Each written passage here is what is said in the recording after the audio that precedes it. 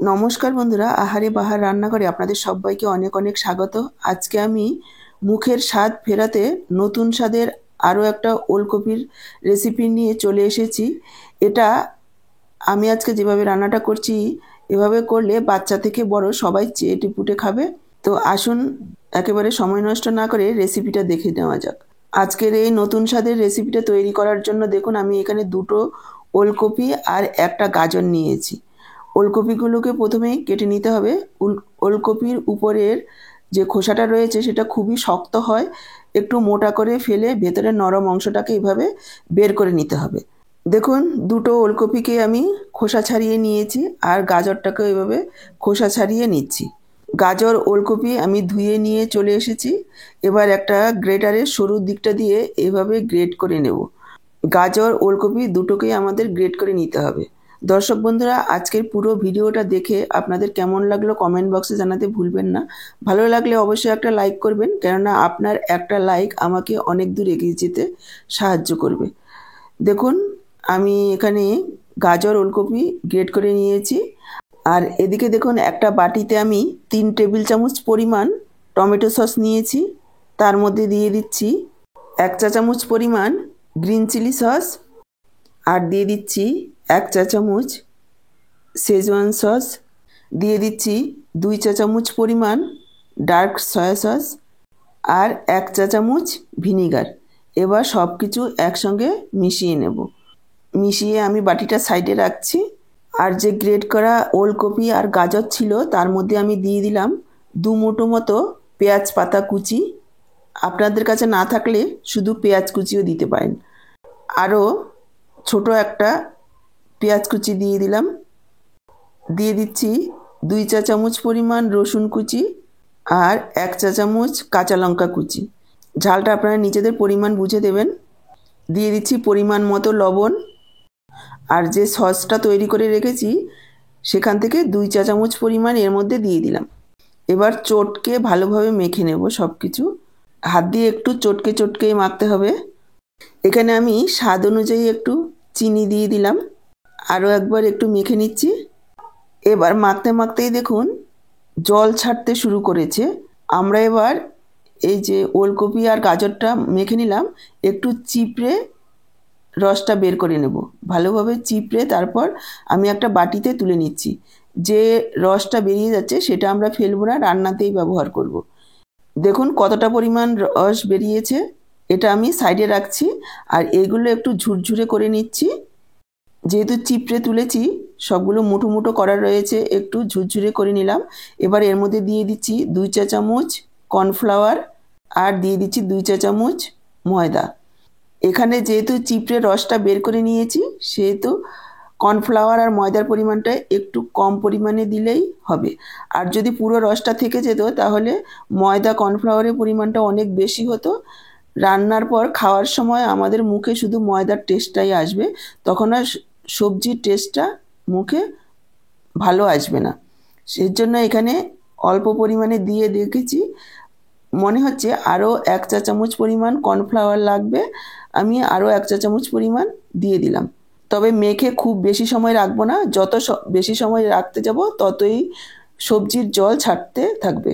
সেজন্য মেখেই সাথে সাথে এগুলো আমাদের ভেজে নিতে হবে। দেখুন আমি এভাবে ছোট ছোট পাতিলেবুর আকারে গড়ে নিচ্ছি গোল গোল করে। আপনারা যেমন খুশি তৈরি করে নিতে পারেন। এভাবে গোল গোল করে সবগুলো তৈরি করে নেব। দেখুন সবগুলো এভাবে গোল গোল করে তৈরি করে নিয়েছি। আর যে বাটিটা ছিল তার মধ্যে 1/2 চা চামচ কর্নফ্লাওয়ার এভাবে একটু গুলিয়ে রেখে দিচ্ছি।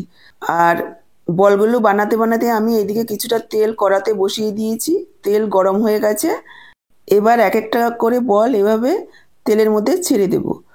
প্রথমে গ্যাসের ফ্লেমটাকে হাই হিটে রেখে তেলটাকে গরম করে নেব। তারপর মিডিয়াম ফ্লেমে এগুলোকে একটু সময় নিয়ে ভাজবো, যাতে ভেতর পর্যন্ত ভালোভাবে ভাজা হয়। খুব বেশি হাই ফ্লেমে ভাজলে উপর দিয়ে রং ধরে যাবে আর ভেতরে ভালোভাবে ভাজা হবে না, তাহলে খেতে ভালো লাগবে না। এভাবে তেলে ছাড়ার পর যদি দেখেন যে ভেঙে যাচ্ছে তাহলে আরও একটু কর্নফ্লাওয়ার মিশিয়ে নেবেন। আর যদি একেবারে ঠিকঠাক পারফেক্ট এভাবে গোল রয়েছে তাহলে আর কোনো দেওয়ার প্রয়োজন নেই।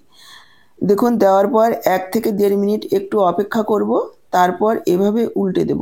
উল্টে পাল্টে চারিপাশটায় যাতে রং ধরে, খুব সুন্দর মুচমুচে করে ভেজে তুলে নেব। দেখুন প্রায় 3-4 মিনিট সময় নিয়ে এভাবে উল্টে পাল্টে সবগুলো বল আমি ভেজে নিয়েছি। এবার তুলে নেব।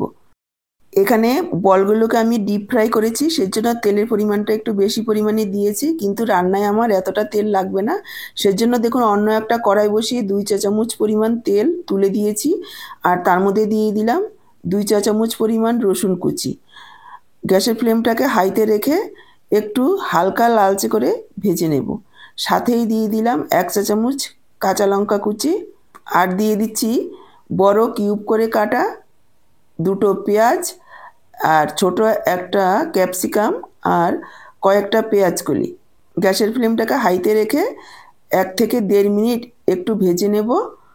দেখুন হাই ফ্লেমে লাগাতার নাড়াচাড়া করে এভাবে একটু ভাজা ভাজা করে নিয়েছি।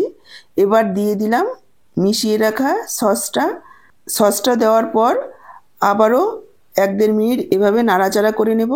গ্যাসের ফ্লেমটাকে হাইতে রেখে খেয়াল রাখবেন যাতে নিচে লেগে না যায়, নিচে লেগে গেলে কিন্তু স্বাদ একেবারেই নষ্ট হয়ে যাবে। এখানে আমি পরিমাণ মতো লবণ দিয়ে দিচ্ছি। মনে রাখতে হবে সসগুলোর মধ্যেও কিন্তু লবণ রয়েছে, সেই পরিমাণ বুঝে দেবেন। আবার বলগুলোর মধ্যেও আমি লবণ মেখে দিয়েছি, সেই রসটা রেখে দিয়েছি আমি রান্নাতেই ব্যবহার করব, সেজন্য এবার সেই বুঝে লবণটা দিতে হবে। আর দিয়ে দিলাম 1 চা চামচ চিনি আর 1/2 চা চামচ কালো গোলমরিচের গুঁড়ো। আরও কিছুক্ষণ এভাবে একটু ভাজা ভাজা করে নেব, তবে খুব বেশি সময় নয়, অল্প সময়েই করতে হবে। দেখুন আরও কিছুক্ষণ এভাবে নাড়াচাড়া করে নিয়েছি। এবার আমি যোগ করে দিচ্ছি যে রসটা বেরিয়েছিল ওলকপি গাজরের থেকে, সেই রসটা দিয়ে দিলাম, আর পরিমাণ মতো এখানে জল যোগ করে দেব। আর যে কর্নফ্লাওয়ারটা গুলে রেখেছিলাম সেই কর্নফ্লাওয়ারটাও এখানে দিয়ে দিলাম। এখানে জলটা বুঝে দিতে হবে। রান্নার পর ঠান্ডা হওয়ার সাথে সাথে কিন্তু ঘন হতে থাকবে, সেই পরিমাণ বুঝেই জলটা দিতে হবে। এখানে আমি 2 কাপ পরিমাণ জল যোগ করে দিয়েছি। এবার একটু ফুটতে দেব, ঢাকা দিয়ে দিচ্ছি। ঢাকা দিয়ে 2 মিনিট একটু ফুটিয়ে নেব, যাতে করে ক্যাপসিকাম পেঁয়াজগুলো একটু নরম হয়ে যায়, তবে খুব বেশি গলাবো না। দেখুন 2 মিনিট মতো একটু ফুটিয়ে নিয়েছি। এবার আমি যোগ করে দিচ্ছি ভেজে রাখা বলগুলো কিন্তু আপনারা চায়ের সাথেও খেতে পারেন। দারুণ খাস্তা আর মুচমুচে হয়েছে, খেতে ভীষণই ভালো লাগবে। আরও একবার মিশিয়ে নিচ্ছি। এবার হাই ফ্লেমে রেখে আরও 2 মিনিট একটু ফুটিয়ে নেব। দেখুন আরও 2-3 মিনিট ফুটিয়ে নিয়েছি। এবার ছোট করে কেটে রাখা কিছুটা পেঁয়াজ কলি এখানে আমি দিয়ে দিলাম। একেবারে তৈরি হয়ে গেছে আমাদের ওলকপির মাঞ্চুরিয়ান। ফুলকপি দিয়ে তো আপনারা মাঞ্চুরিয়ান খেয়েছেন, একবার এভাবে ওলকপি দিয়েও খেয়ে দেখবেন, অসাধারণ খেতে হয় বন্ধুরা। এভাবে তৈরি করলে বাচ্চা থেকে বড় সবাই একবার খেলে বারবার এভাবেই খেতে চাইবে। সবসময় একঘেয়ে তরকারি সবজি ডালনা না খেয়ে এভাবে যদি নতুন স্বাদে মুখরোচক কিছু তৈরি করা যায়, বাচ্চারাও সবজি চেয়ে চেয়ে খাবে। দেখুন আমি সার্ভ করে দিচ্ছি। এখন একটু গরম আছে, ঠান্ডা হওয়ার সাথে সাথে আরও একটু ঘন হয়ে যাবে। দেখতে কতটা লোভনীয় হয়েছে, খেতেও অসাধারণ হয়েছে। একবার হলেও এইভাবে বানিয়ে খেয়ে দেখবেন। আজকের পুরো ভিডিওটা দেখে আপনাদের কেমন লাগলো কমেন্ট বক্সে জানাতে ভুলবেন না। ভালো লাগলে অবশ্যই একটা লাইক করবেন, প্রচুর প্রচুর শেয়ার করবেন। আর ফেসবুক থেকে ভিডিওটা দেখে থাকলে আহারে বাহার রান্নাঘর পেজটাকে ফলো করার অনুরোধ রইল। আজকে এই পর্যন্ত, আবার দেখা হবে নতুন কোনো রেসিপির সাথে। সবাই ভালো থাকুন, সুস্থ থাকুন। আপনাদের সবার সুস্থ থাকার শুভকামনা জানিয়ে এখানেই শেষ করছি। এত সময় ভিডিওটা দেখার জন্য অসংখ্য অসংখ্য ধন্যবাদ।